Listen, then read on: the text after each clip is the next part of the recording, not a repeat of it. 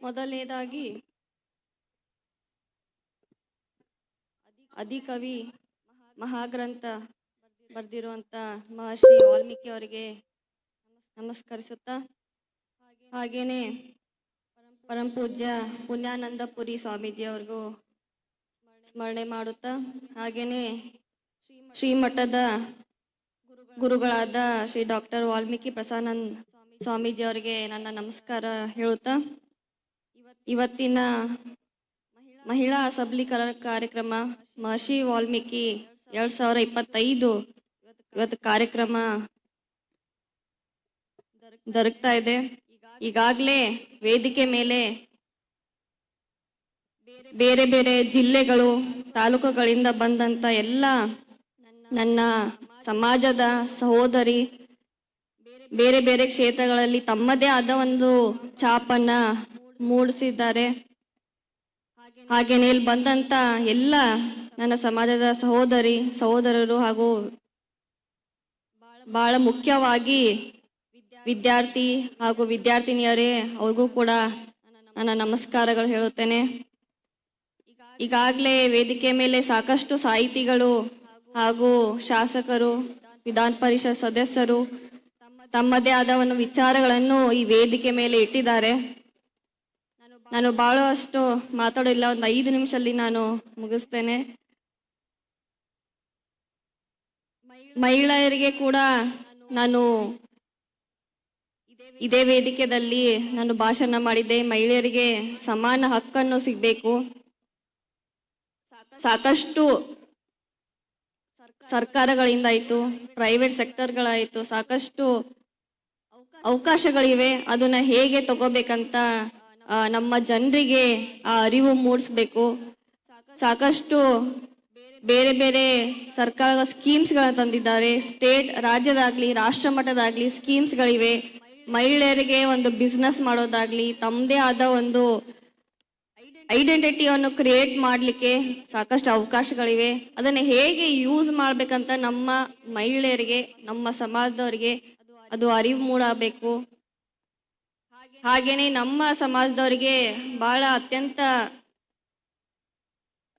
ದುಃಖದ ಸಂಗತಿ ಏನಂದ್ರೆ, ಇವತ್ತಿಗೂ ಕೂಡ ಕೆಲವೊಂದು ಜಾಗಗಳಲ್ಲಿ ಇವತ್ತು ಕೂಡ ಅಸ್ಪೃಶ್ಯತೆ ಇವತ್ತು ಕೂಡ ನಡೀತಾ ಇದೆ. ನಾನು ನ್ಯೂಸ್ ಪೇಪರ್ ಅಲ್ಲಿ ನಾನು ಕೂಡ ಓದ್ತಾ ಇರ್ತೀನಿ. ಅದಕ್ಕೆ ಒಂದೇ ಸಮಾಧಾನ ಏನಂದ್ರೆ ಅದು ಶಿಕ್ಷಣ ಮಾತ್ರ ಅಂತ ನಾನು ಹೇಳಲಿಕ್ಕೆ ಬಯಸ್ತೇನೆ. ಶಿಕ್ಷಣದಿಂದ ಸಾಕಷ್ಟು ಈ ವೇದಿಕೆ ಮೇಲೆ ಕೂಡ ಸಾಕಷ್ಟು ಮಹಿಳೆಯರು ತಮ್ಮ ಬೇರೆ ಬೇರೆ ಕ್ಷೇತ್ರಗಳಲ್ಲಿ IPS, IAS, PhD ಹೋಲ್ಡರ್ಸ್. ಈಗ ತಾನೇ ನಾನು ಲಿಸ್ಟ್ ಅಲ್ಲಿ ನೋಡ್ತಾ ಇದ್ದೆ, ಪ್ಯಾಂಪ್ಲೆಟ್ ಅಲ್ಲಿ ಸಾಕಷ್ಟು ಬಿಲ್ಲುಗಾರಿಕೆ ಆಗ್ಲಿ, ರಾಷ್ಟ್ರ ಮಟ್ಟದ ಖೋ-ಖೋ, ಕಬಡ್ಡಿ, ಹಾಗೆ ಬೇರೆ ಬೇರೆ ಕ್ಷೇತ್ರದಲ್ಲಿ ಅವರು ತಮ್ಮ ಮೆಡಲ್ಸ್ ಅನ್ನ ಗೆದ್ಕೊಂಡು ಬಂದಿದ್ದಾರೆ. ಸಾಕಷ್ಟು ಅರಿವು ಕೂಡ ಮೂಡಿಸ್ಲಿಕ್ಕೆ ಗುರುಗಳು ತಮ್ಮ ಸತತ ಪ್ರಯತ್ನದಿಂದ 7ನೇ ವರ್ಷ ಇವತ್ತ ಮಹರ್ಷಿ ವಾಲ್ಮೀಕಿ ಜಾತ್ರೆಯನ್ನು ನಡೆಸ್ಕೊಂತ ಬಂದಿದ್ದಾರೆ. ತಂದೆಯವರು ಕೂಡ ಸಾಕಷ್ಟು ಜನರಿಗೆ ಅರಿವಾಗುವಂತ ಕಾರ್ಯಕ್ರಮಗಳನ್ನು ಸತತವಾಗಿ ಅವರು ಕೂಡ ಪ್ರತಿ ವರ್ಷ ಮಾಡ್ತಾ ಬಂದಿದ್ದಾರೆ. ಬುಡಕಟ್ಟ ಮಕ್ಕಳಿಗೆ, ಯಾರು ಆರ್ಥಿಕವಾಗಿ ಹಿಂದುಳಿದಾರೆ ಅವ್ರಿಗೂ ಕೂಡ ಅವರು ಎಜುಕೇಶನ್ಗೆ ಅವಕಾಶ ಸಿಗ್ಲಿಕ್ಕೆ ಅವರು ಬೇರೆ ಬೇರೆ ಕೋಚಿಂಗ್ ತರಬೇತಿ ಸೆಂಟರ್ಗಳನ್ನ ಓಪನ್ ಮಾಡಿದ್ದಾರೆ. ಎಸ್ಪೆಷಲಿ ನಮ್ಮ ಉತ್ತರ ಕರ್ನಾಟಕಕ್ಕೆ ಇದು ಬಹಳ ಮುಖ್ಯವಾದ ಬೇಡಿಕೆ ಇದೆ. ಅವರು ನಮ್ಮ ಗೋಕಾಕಲ್ಲಿ ಆಯ್ತು, ಘಟಪ್ರಭಾದಲ್ಲಿ, ತಮ್ಮ ಕ್ಷೇತ್ರ ಯಮಕನಮಡಿಯಲ್ಲಿ ಆಯ್ತು, ಹಾಗೇನೆ ಮೊನ್ನೆ ತಾನೇ ತಾವರಗೆರೆಯಲ್ಲಿ, ಹಾಗೆ ದಾವಣಗೆರೆಯಲ್ಲಿ ಕೂಡ ಮಿಲಿಟರಿ, IPS, IAS ತರಬೇತಿಯನ್ನ ಕೊಡ್ತಾ ಇದ್ದಾರೆ. ಯಾಕಂದ್ರೆ ನಮ್ಮ ಮಕ್ಕಳು ಕೂಡ ಒಂದು ಉನ್ನತ ಸ್ಥಾನ ಪಡಿಬೇಕು. ಈ ಸಿಸ್ಟಮ್ ಅಲ್ಲಿ ಭಾಗಿಯಾಗಿ ಅವರು ಕೂಡ ಒಂದು ಬದಲಾವಣೆ ತರಬೇಕಂತ ಅವ್ರದ್ದು ಒಂದು ಬಹಳ ಆಸೆ ಇದೆ. ಅವರು ಕೂಡ ಸತತವಾಗಿ ಮಕ್ಕಳಿಗೆ ಪ್ರೋತ್ಸಾಹ ಮಾಡ್ಕೊಂತ ಬಂದಿದ್ದಾರೆ. ಕಲೆಯಲ್ಲಾಗ್ಲಿ ಹಾಗೆ ಶಿಕ್ಷಣವಾಗ್ಲಿ ಅವ್ರು ಯಾವತ್ತು ಮಕ್ಕಳ ಪರವಾಗಿ ಇದ್ದಾರೆ ಅಂತ ನಾನು ಹೇಳಿಕೆ ಬಯಸ್ತೇನೆ. ಅವ್ರ ದಾರಿಯಲ್ಲಿ ಕೂಡ ಇವತ್ತು ನಾವು MP ಆಗಿ ಬಂದಿದ್ದೀವಿ ಅಂದ್ರೆ ಸಾಕಷ್ಟು ನಮಗೂ ಒಂದು ದೊಡ್ಡ ಪ್ಲಾಟ್ಫಾರ್ಮ್ ಇದು. ಇಡೀ ದೇಶದ ನಾವು ಕೋಣೆಯಲ್ಲಿ ಎಲ್ಲಿ ನಮ್ಗೆ ಸಾಧ್ಯವಾದಷ್ಟು ನಾವು ನಮ್ಮ ಪ್ರಯತ್ನ ಮಾಡ್ತೀವಿ. ನಮ್ಮ ಜನಾಂಗಕ್ಕೆ ನಾವು ಆದಷ್ಟು ಸಾಧ್ಯವಾದಷ್ಟು ನಮ್ಮ ಸಹಕಾರ ನಾವು ಸಪೋರ್ಟ್ ಮಾಡ್ತೀವಿ ಅಂತ ನಾನು ಈ ವೇದಿಕೆ ಮುಖಾಂತರ ಹೇಳಲಿಕ್ಕೆ ಬಯಸ್ತೇನೆ. ಯಾಕಂದ್ರೆ ಇಷ್ಟು ಚಿಕ್ಕ ವಯಸ್ಸಲ್ಲಿ ಸಂಸದೆ ಆಗೋದು ನಾವು ಯಾವತ್ತು ನಾವು ಕಂಡೇ ಇರಲಿಲ್ಲ. ಇದು ಜನರ ಪ್ರೀತಿ ವಿಶ್ವಾಸ ಅಂತ ನಾವು ಹೇಳ್ಬೋದು, ನಮ್ಮ ಕುಟುಂಬ ಮೇಲೆ ಇಟ್ಟಿರೋದು. ಸೊ ಅದಕ್ಕಾಗಿ ನನ್ನ ಜವಾಬ್ದಾರಿ ಇರುತ್ತದೆ ಮಕ್ಕಳಿಗೆ, ನಮ್ಮ ಫ್ಯೂಚರ್ ಜನರೇಷನ್ ಅವರು ಉನ್ನತ ಸ್ಥಾನ, ಅವ್ರಿಗೂ ಸಮಾನ ಅವಕಾಶ ಸಿಗ್ಬೇಕಂತ ನಮ್ದು ಕೂಡ ನಾವು ಸಪೋರ್ಟ್ ಮಾಡ್ತೀವಿ. ಸತತವಾಗಿ ತಂದೆಯವರ ಹಾದಿಯಲ್ಲಿ ಹಾಕಿಕೊಟ್ಟ ಹಾದಿಯಲ್ಲಿ ನಾವು ಹೋಗ್ತಾ ಇದ್ದೀವಿ. ಹಾಗೇನೆ ಇವತ್ತು ವಿದ್ಯಾರ್ಥಿಯರು ಕೂಡ ನಾವು ಸನ್ಮಾನ ಮಾಡಿದ್ವಿ. ಬೇರೆ ವಿದ್ಯಾರ್ಥಿಗಳು ಏನಿದ್ದಾರೆ ಅವ್ರನ್ನ ಸ್ಫೂರ್ತಿಯಾಗಿ ತಗೊಂಡು ತಮ್ಮ ಮುಂದಿನ ವರ್ಷದಲ್ಲಿ ಅವರು ಉನ್ನತ ಸ್ಥಾನ, ಉನ್ನತ ಅಂಕಗಳನ್ನ ಪಡಿತಾರೆ ಅಂತ ನಾನು ಭಾವಿಸ್ತೇನೆ.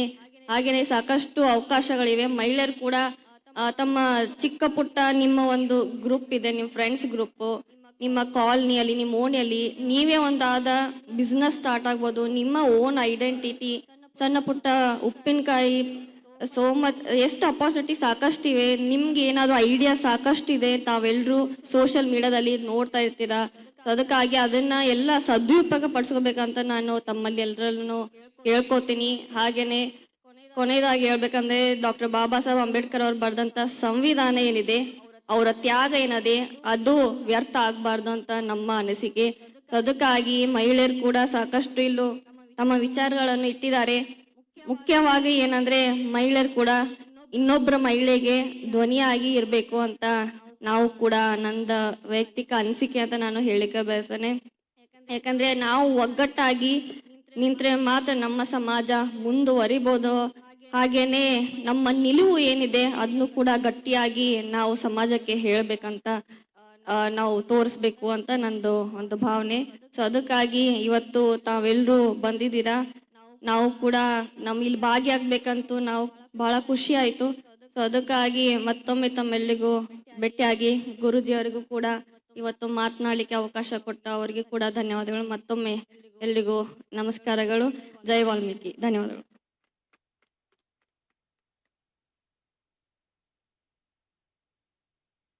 ಶ್ರೀ ಕ್ಷೇತ್ರ ಶೈಕ್ಷಣಿಕವಾಗಿ ಮತ್ತು ಕಲೆಗೆ ಅತಿ ಹೆಚ್ಚು